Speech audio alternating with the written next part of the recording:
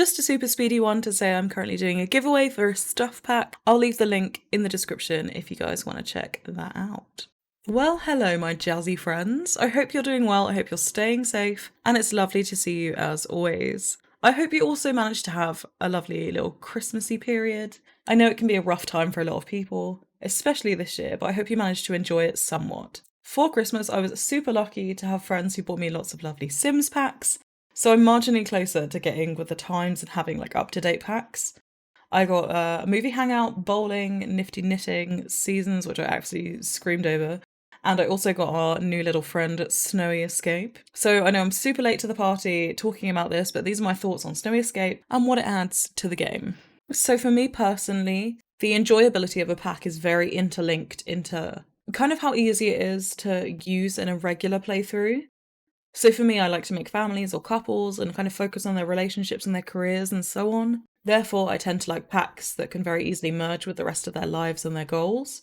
So stuff like Realm of Magic and, I mean, kind of a lot of game packs I really like, but I only ever will use for like one playthrough just to give them a test drive. I feel like diving into those worlds and those kind of skills often occupies an entire sim lifespan. So yeah, I understand not everyone plays that way, but kind of my criteria for this pack is centering around that aspect for me, like how easy it is to just include in a regular Sims life. I took two of my existing Sims there, so my Sim self and Derek, but we will touch on create a Sim and build items really quickly as well.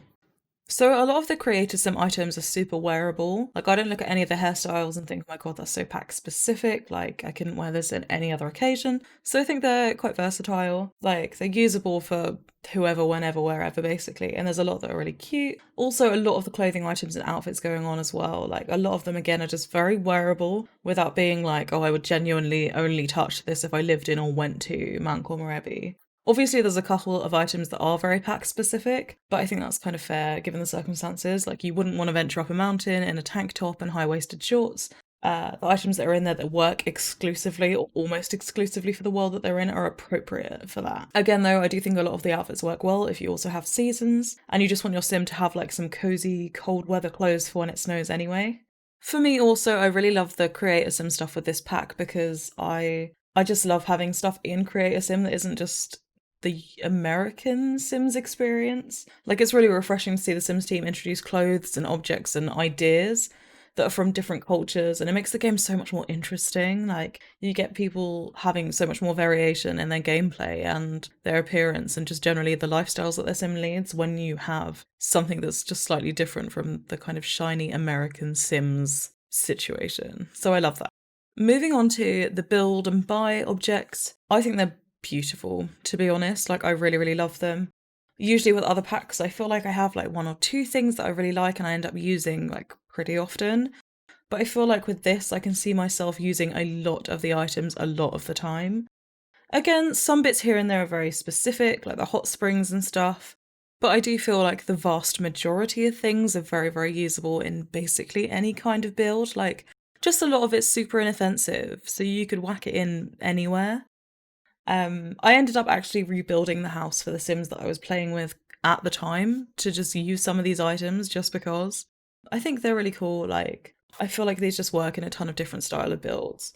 My one big complaint about the build stuff is that the counters don't have matching cabinets, which is mildly irritating, but there you go.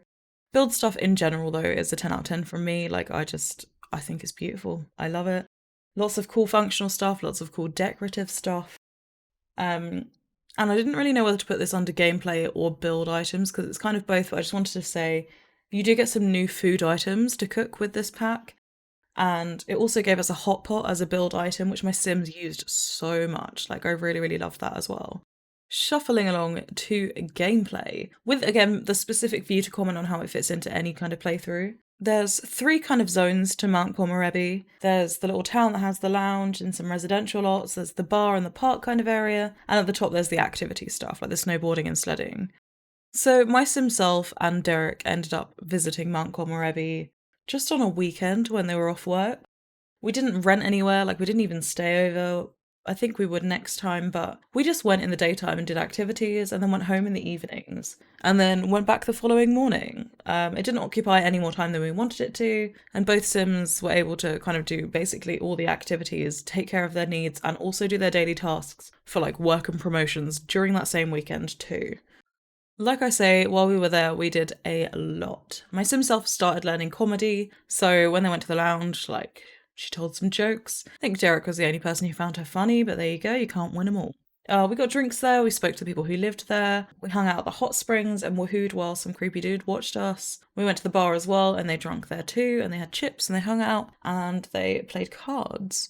There's also these little notice boards like scattered around the town that give you information on upcoming festivals and their schedule, and you can also find out about local wildlife and learn about like the different activities. My Sims ate out a lot while they were here. Like, they were either from the vending machines or from food vendors, like the little stalls, and they sold sushi and coffee and all kinds of different stuff. It was like a really nice little social activity for them to eat out together. And I know it's a feature in other games, like I know there's other food vendors, and I know you can also obviously eat out in Dine Out. I do feel like eating out in Dine Out is super time consuming and they're busy Sims, so this was just a really nice like social activity for them to do together that wasn't too time consuming.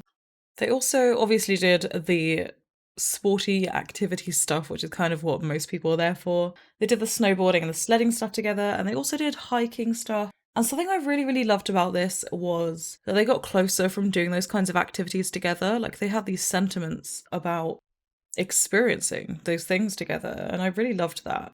We also did other things on random nights, not on this weekend specifically, but the festivals, and they were really cute. Like, the Festival of Light was really nice, so we made a wish, and again they like ate out, and it was just a nice little activity for them to do together.